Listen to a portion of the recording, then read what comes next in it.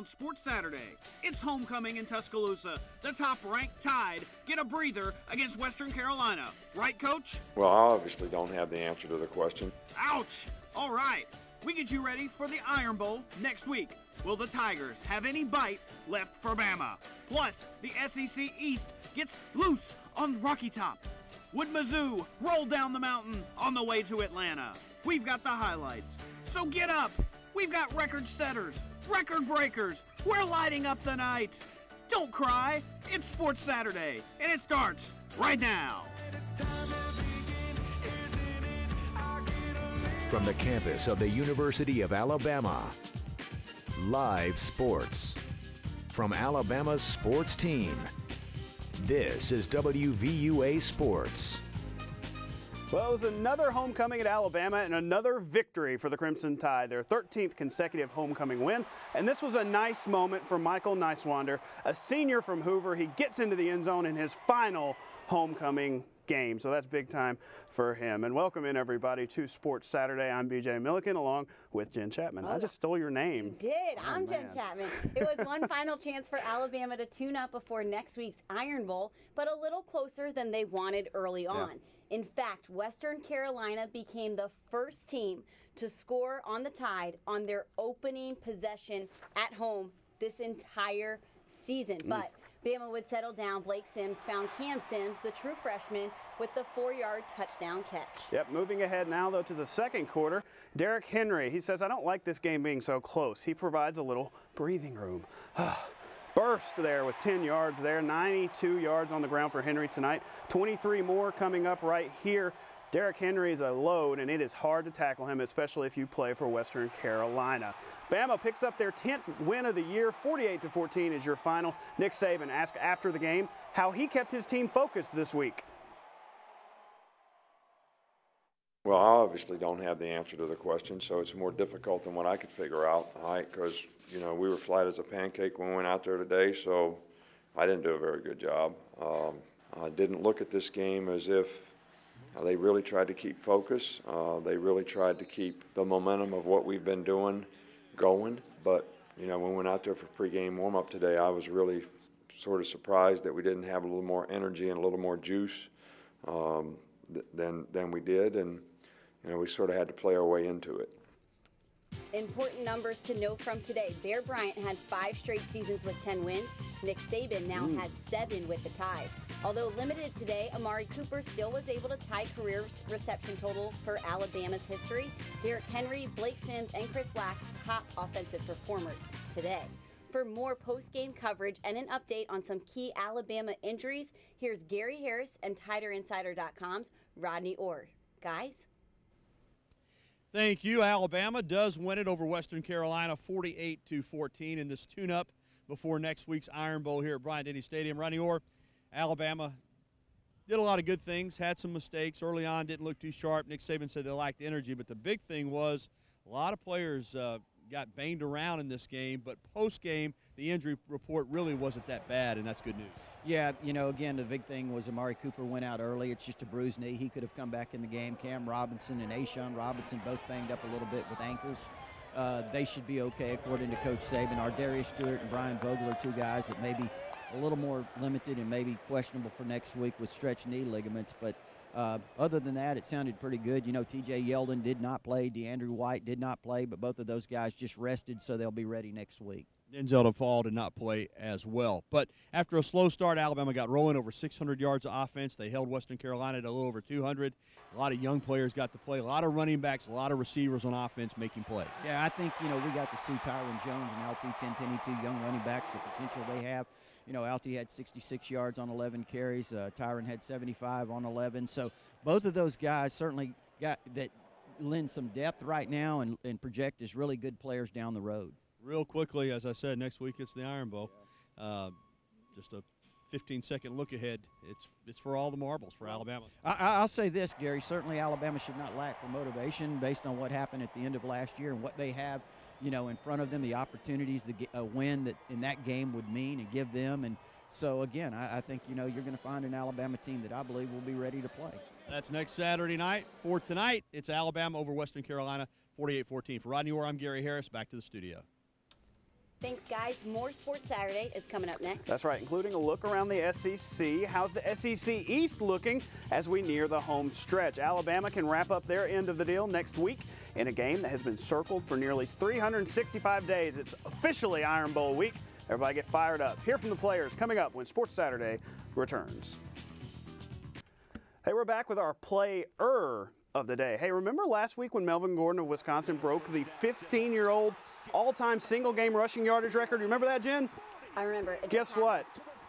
That record lasted 7 days because Samaje Perine of Oklahoma went and broke it today. The true freshman went off 427 yards on 34 carries as the Sooners beat KU.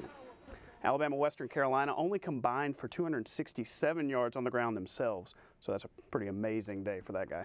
Absolutely, but the Western Carolina game is already in the rearview mirror.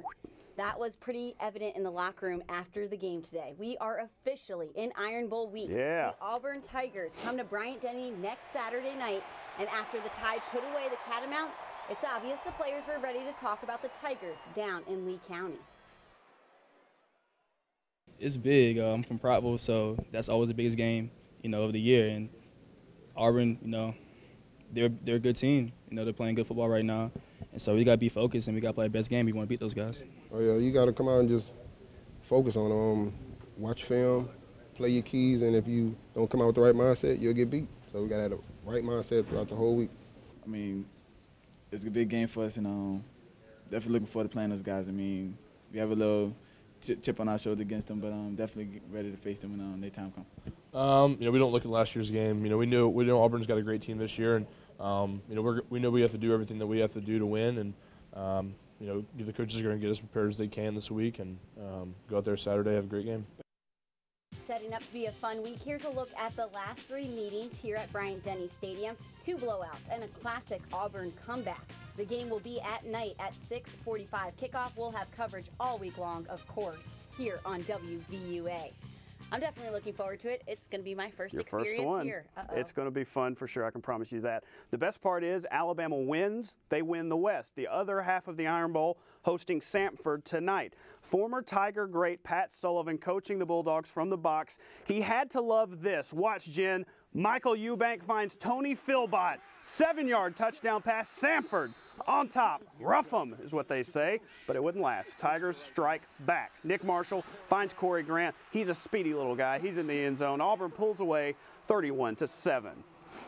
How about Mississippi State on senior night against Vanderbilt? No hangover from Mississippi State from the Bama loss. Dak Prescott, a little shovel pass to Malcolm Johnson for the quick 7-0 lead. This one belonged to the Bulldogs. Later, it's going to be Dak looking, finding Josh Robinson for the score. State wins big in this one. How about number 8 Ole Miss facing Arkansas today? The Razorbacks coming off their first SEC win under Brett Bielema. Missouri, my bad. Early first quarter, Brandon Allen hits Keon Hatcher for the 25-yard score. And then look, your favorite, a fake field goal. And they score on that one to go up 10-7. And then later we've got... That's Matty Mock. Catching. How about that? Missouri with a big punch in the East tonight. They beat Tennessee 29-21. Maybe this is going to be the Arkansas highlights. Let's see. Let's roll that beautiful beam footage, guys. Do we have it? Well. What about Georgia? There we go. I called it right. Georgia with a cupcake game against Charleston Southern. Little Hudson Mason. Nice throw to Chris Conley. Not as nice as this, though. Same names. Watch that catch. Look at that. Stretching it out. It's Chris Conley. Let's watch it again. 23 yards. Bulldogs with a big win, 55-9. Let's check out that SEC scoreboard and see those other 2 cupcake games. Florida blowing out Eastern Kentucky 52-3, and South Alabama going all ham. Or I'm sorry, South Carolina going all ham on South Alabama. Hey, we've got more Sports Saturday coming up, Jen, don't we? We do. We will be right back after this. We're back on Sports Saturday. Hey, the team that everyone loves to hate, Florida State hosting Boston College in the rain. Jameis Winston doing Jameis things, finding Nick O'Leary for the score. 281 yards passing on the day for Jameis, but the ex-Gator Tyler Murphy on the zone read, untouched. They didn't get him, 21 yards. We were tied at 17, but we've heard this story before, Jen, haven't we? And all season long. Roberto Aguayo drills it. Of course he does. Seminoles win 20-17. Another big day in college football, right? Yep, it'll be fun heading into next week watching those polls. They may change up a little bit. Only two undefeated teams left. And Jen, wouldn't you know it, one of them was playing in this very state. They're playing a football game today. The undefeated Marshall Thundering Herd playing at Legion Field, getting the bounces early. Watch Rakeem Cato scrambling, finds, nearly picked off there, but the ball does find his friend Angelo Jean-Louis. 43-yard touchdown. Blazers made it interesting. Jordan Howard's second score of the game gives the Blazers a 1-point lead after a 2-point conversion. It would not be enough, though. The Herd defense comes up with the play of the day, stripping the Blazers in the end zone. They win 23-18.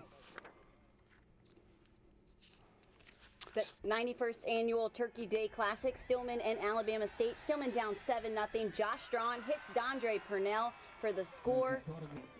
But Stillman would find a way to trail 7-6. Under 8 minutes to go in the lane, and it comes out Malcolm Cyrus with a 1-yard out. Hornets hold on for the 30-27 win. There we go. And hey, that's all the time we have for Sports Saturday today. A big day today at homecoming. Let's look at some of that as we get out of here. Good night, everybody.